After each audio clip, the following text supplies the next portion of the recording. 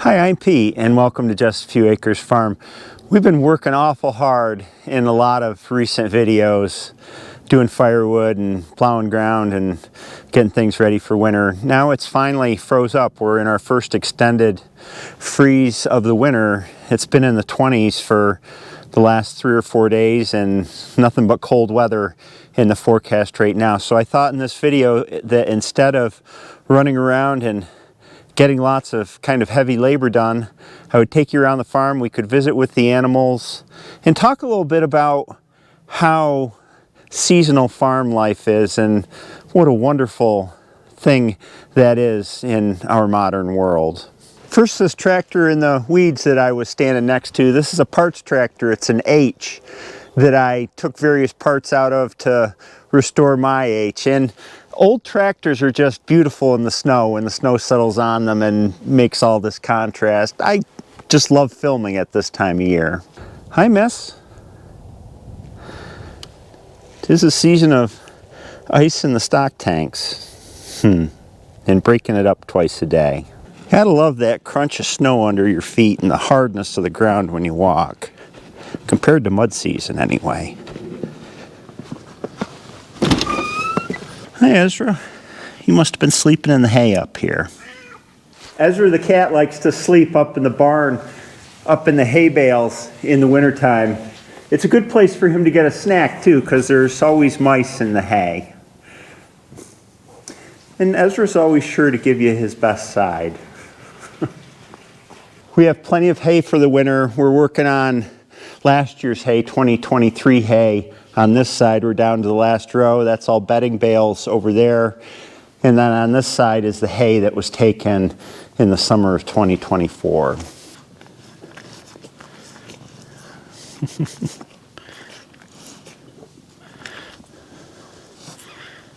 Ezra is strictly an outdoor farm cat. He sleeps in my shop at night, which never falls below freezing to keep warm, and I've got a pile of blankets in there for him. And then he comes up here during the day to hunt and nap. Hillary and I just gave the cattle 2 bales of hay yesterday afternoon. 2 bales, 4x4 round bales, last some between 3 and 4 days. And every time we feed hay this year, we're putting in bedding as well. Sometimes I'll just stand up here and listen to them eat and watch them.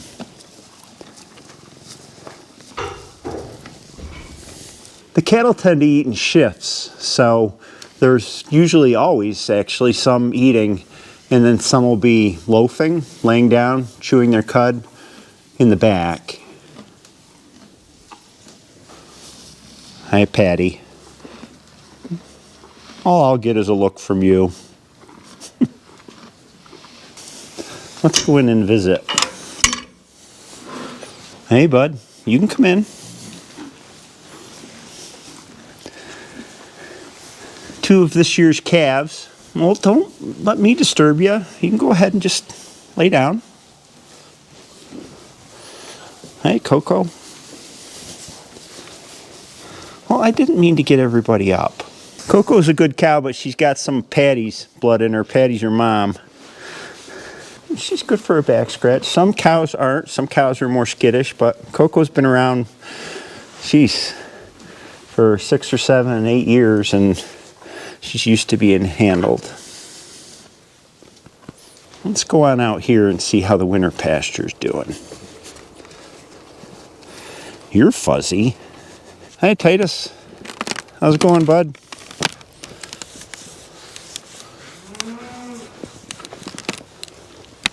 Oh, they're all following me out. This is how I like it in the winter when everything is froze up, because everything stays clean, not muddy. I wish it would just stay this way through March, but it freezes and thaws a whole lot. And as you can see, this is all frozen and covered with snow. The drainage system is working okay, I guess. You know, the ground was so dry. We got a couple inches of rain before everything froze up over the course of a couple weeks, but it never really made it into the drainage system because the ground just sucked it all up and held it. Let's check the mineral feeder. The bulls push it all around. It always winds up against the fence somewhere. Yep, good. Remember, I dragged this piece of walnut limb out here as a scratching post for the cattle, and they've been using it a lot. The bulls push it around some, but I always see cattle messing around with it. Although they're not now. They're all waiting in line like I'm going to give them something. You can see where they've been rubbing on it heavily. It's all smooth here at the ends of all the branches. Chewing on it some too, probably. Yeah, those are teeth marks. It's like a cattle jungle, Jim.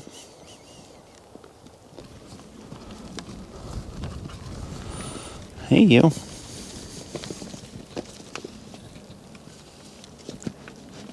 Old Titus has taken a massive scratch.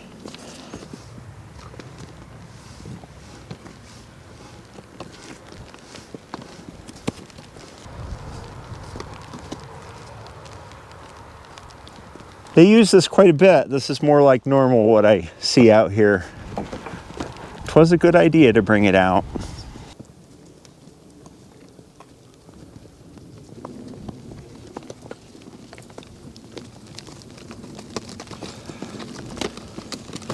Time to head back into the barn.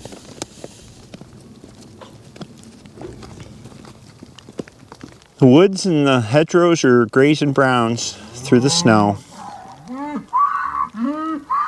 You guys are looking at me like I'm going to give you something. I got nothing for you.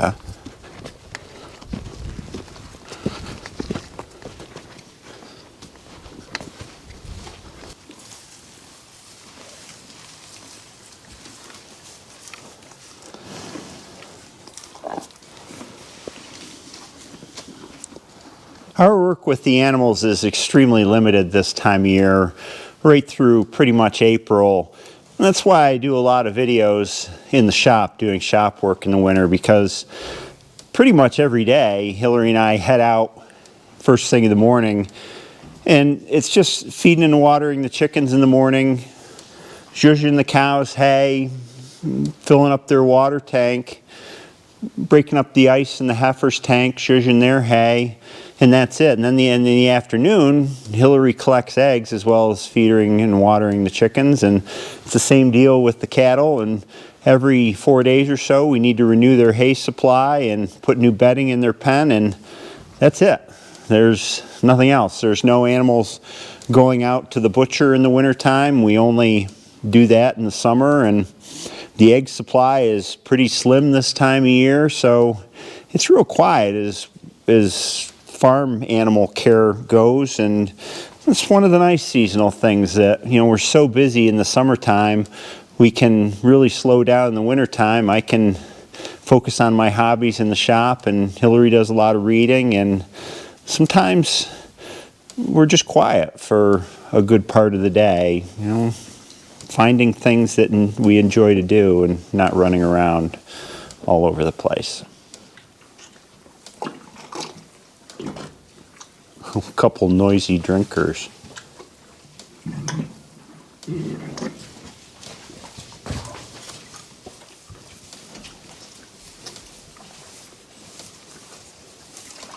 I grew up here on the farm, although the farm was much different when I was a kid. We lived here in the country, and so far development hasn't crept all the way up to us, although if you go 3 or 4 miles down the road, kind of Cornell bedroom development keeps creeping that way, which alarms me.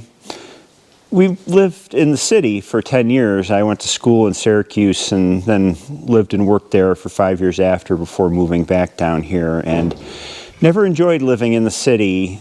Winter could be pretty in the city, but a day after the last snowfall, everything kind of turned to slush and sand and dirt, and I didn't like it very much. And the closeness of neighbors in the city was not something I was real comfortable with. When we moved back here, I was struck by how peaceful it is in the wintertime. And I still drove up to Syracuse and worked every day, commuted back and forth. And there was something about the non-seasonality of that always bugged me, that it didn't matter what the weather was or, what it looked like outside. Could be a beautiful day, could be a miserable day. It was the same routine every day.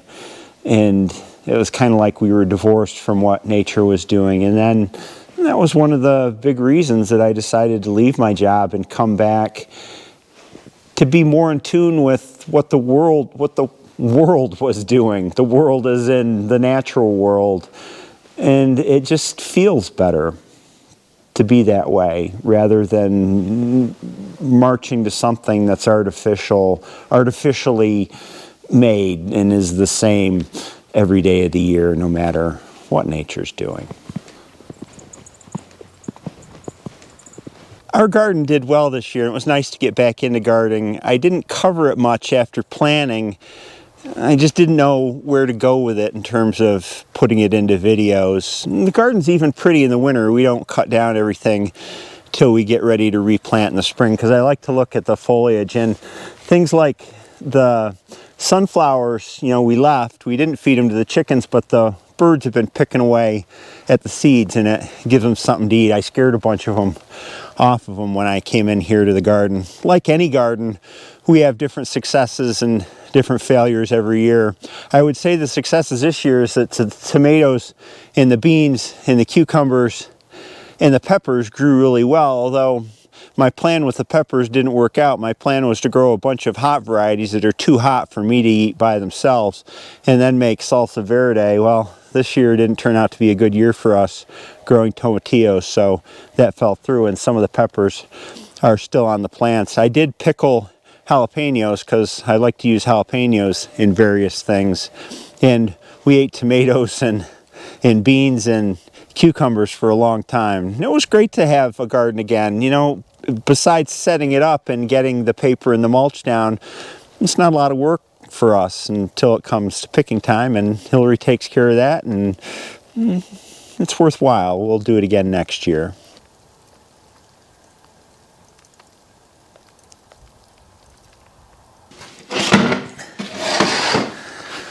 I got kind of chilly out there, so I came in the shop to have some coffee and warm up a little bit before we go out and see the chickens and other things. It's funny what goes into making a video. It's a lot of reality that's condensed down to 15 to 30 minutes, and especially in terms of mechanical work. You know, I have everything now I need to put this engine back together. The gaskets came. And to make a video of putting it back together and to make kind of a story out of it, there's two ways you can go about it. You can either kind of do a daily video, or what happens in a day, which is an incomplete story, and you wind up with 67 parts to the job. I think it's better to condense them into little stories. So, in other words, a little story to me is putting this engine back together. It's a discrete video, you know, start to finish. And in order to do that, I have to get all the parts cleaned up, get everything ready, and then do the engine over multiple days to put it together into one video. It looks easier in the finished product than it actually is. There's quite a bit of behind the scenes work that goes on, especially with the shop oriented stuff. Not so much with the farm stuff when I can just take a camera and go, but here there's a lot of pre-planning and a lot of thought goes into how things are packaged to make them a good viewing experience. No chickens on this side. No chickens on this side. The neighbors brought some pumpkins over and we chunked them in here and broke them up, and the chicken's been picking at them for 3 or 4 days. Little treat. All the ladies are inside today. Oh, it's busy in here. Well, don't mind me.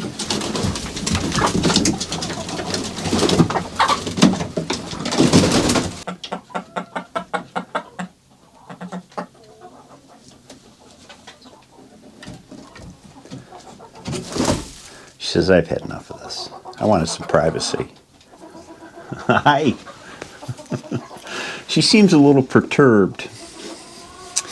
The eggs are still warm. I warm my hands with them. We have, I don't know, 120, 140 hens now, and we're only getting about 2 dozen eggs a day. And they'll start picking up after the winter solstice. I'm a firm believer that chickens need a break, just like everybody in the winter. I'm fine with their egg production slowing down. The markets start to slow down anyway, so it fits. You're welcome to go outside if you're uncomfortable. This Rhode Island Red's been giving me the eyeball. And she just looks bad.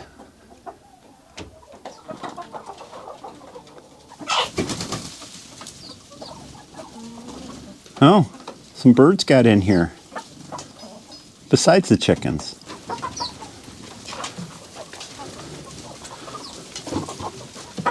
Seems like this rooster's always at the bucket. Hillary leaves some feed in there for him to peck out. Somebody laid an egg in there too. Let me get that before you peck it.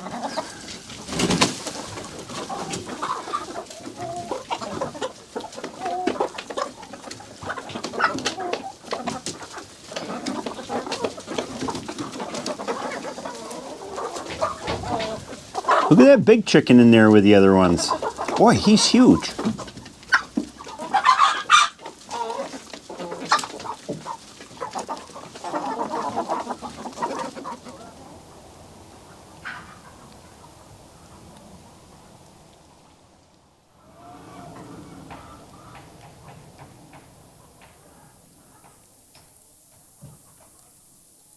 Well, farming is a great way to remain in touch with the seasons. The activity forces you to do so.